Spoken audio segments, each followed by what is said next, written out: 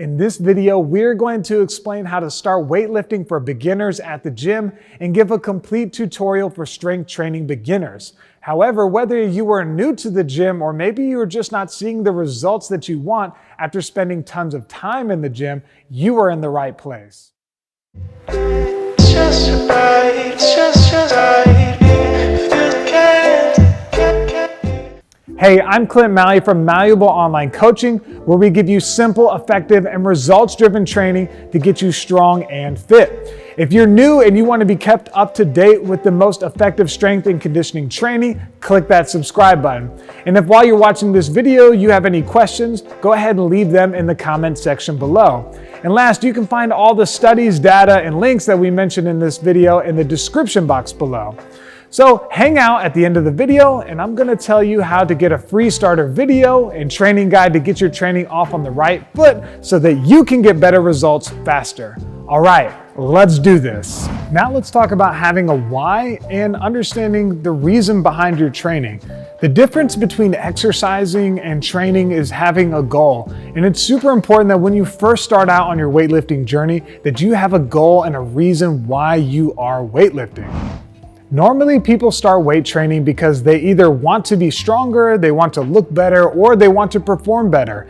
And weightlifting will help you with all of these goals. Getting stronger is going to make you more durable. It's going to make you better at all of the activities that you're going to want to do, and it will make you better at any sport or activity that comes your way. Now, you're gonna have a lot of challenges in life, and it's important to be strong enough to embrace those. Now, strength is not the only thing that's important in fitness, but it is the first thing that you should prioritize. In many ways, it's the foundation of which all other training is built. Let's clear up the top 3 misconceptions around weightlifting. Misconception number 1, it's going to make you big and bulky. Now, a lot of people think that when they lift weights, they're going to wake up one day, look in the mirror, and they're now way bigger than they were before. However, according to Johns Hopkins Medicine, it's actually going to help you to control your blood sugar. Weightlifting can boost cardiovascular fitness, it will improve your cholesterol levels, and it's one of the best ways to maintain a healthy weight. Misconception number 2, weightlifting will make you stiff and less flexible. So according to Johns Hopkins Medicine, weightlifting will help to prevent or ease lower back pain. It's going to relieve arthritis pain and expand a limited range of motion and improve balance. And in my own career as a personal trainer, I've noticed that people start out having a hard time squatting to depth or standing up all the way in a deadlift, that after enough time of building strength, all of that range of motion starts to improve. Misconception number 3, you're gonna get hurt weightlifting. Now, with any sport, there's a chance that you're gonna get hurt. However, weightlifting is one of the safest sports that you can do. One study shows that you're 5 to 6 times more likely to get hurt cycling down your street or jogging around the block. It's because repetitive use injuries are much more common than with weightlifting. Now, with most group fitness classes and with tons of gyms that have tons of exercises that you can be doing, when you're weightlifting, you're only focusing on the core exercises. And you know these movements are gonna help you in everyday life. So, compared to all the other sports you could be doing, weightlifting is actually one of the safest. Now we're gonna get a rack in here and talk about how you can choose the right exercises to do in your weightlifting program. All right, so we've cleared up some misconceptions about weightlifting.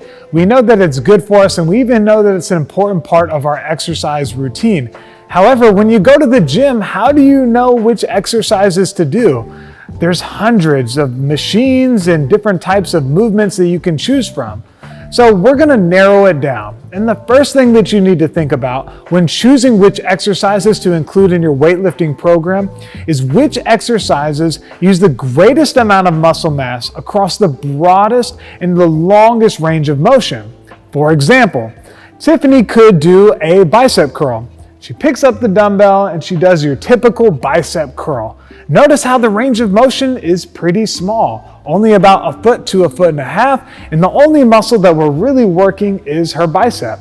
However, she could choose to do the chin up. And if she does the chin up, she's gonna be working a much greater amount of muscle mass across a much longer range of motion. She's using her back and her biceps, and she's doing it all at the same time. That's great, Tiffany. So the second thing that we need to think about is which exercises are going to allow us to save the most amount of time and give us the best results.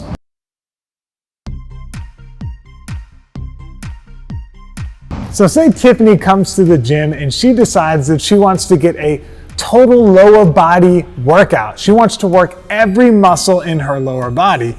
So she's probably going to start out doing some hip adductors, getting the sides of her hips and her inner thighs. But she knows that even though she does a lot of these reps, that's still not going to work her entire lower body. That's why she needs to move on to something else. So then Tiffany's a really hard worker. She decides she wants to get her lower back and she's going to do some good mornings. So she's working super hard. She's got some banded good mornings. She's trying to flex the butt and her hamstrings and her lower back, and she's doing even more reps, rep after rep after rep. So Tiffany decides that she wants to be able to work out the front of her legs or her quadriceps, and so she decides to do some leg extensions. Now, since the band is light and the weight is relatively low, she's gonna have to do tons of reps before she starts to feel the burn. And she's still only working out the front of her legs.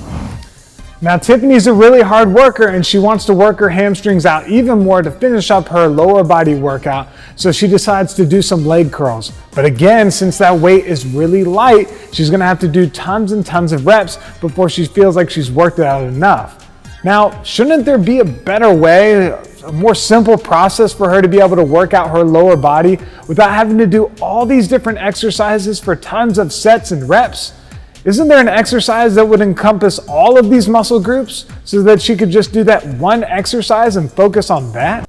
So when we consider all of these factors, choosing movements that work along the greatest range of motion, that give us the most return for our time, and can be gradually loaded to move the most amount of weight, it's our squat, our bench press, our deadlift, and our shoulder press. We can gradually add load to these movements over and over again and see results for a lifetime. And then as we get really old, we can focus on taking that weight off of the bar as slowly as possible. So there's all kinds of training programs out there that you could be doing, but not all of them are going to grant you the independence, the freedom to live your life autonomous and to do exactly what you want to do, no matter your age. No matter who you are, whether you're a 12-year-old kid or if you're an 80-year-old woman, you're going to be able to squat, pick something up off the ground, and put something over your head or press it away. It's just an everyday function of life. But not all exercise programs are like that. Swinging from the rings or doing complicated calisthenics movements or complicated dynamic barbell movements, sometimes those are too much for the everyday person, and we need to build up to be able to get to that point. So starting with the 4 movements in mind, the squat, the deadlift, the bench press, and the shoulder press is going to lay the foundation for every single thing that we do outside of that. From there, we can build up a lot of great strength and begin to challenge ourselves to have some neurological adaptations and to try new things once we have mastered those techniques and then we feel comfortable. A quick interjection, I just wanted to state that one of the reasons why we train with the barbell is because the barbell actually allows us to gradually add load to the bar. So with dumbbells and with kettlebells, they'll go up by 5, 10, 12 pounds at a time. And oftentimes when we're trying to get stronger or we're learning an exercise or as we get really strong, 5 to 10 pounds can be too much. But with barbells, we can add 2.5, even 1 pound on each side and use micro plates to make sure that we're still able to add weight progressively to the bar, but we're not adding too much weight so that we're at a risk of injuring ourselves or stalling out in progress. Now let's talk about how you can create a plan.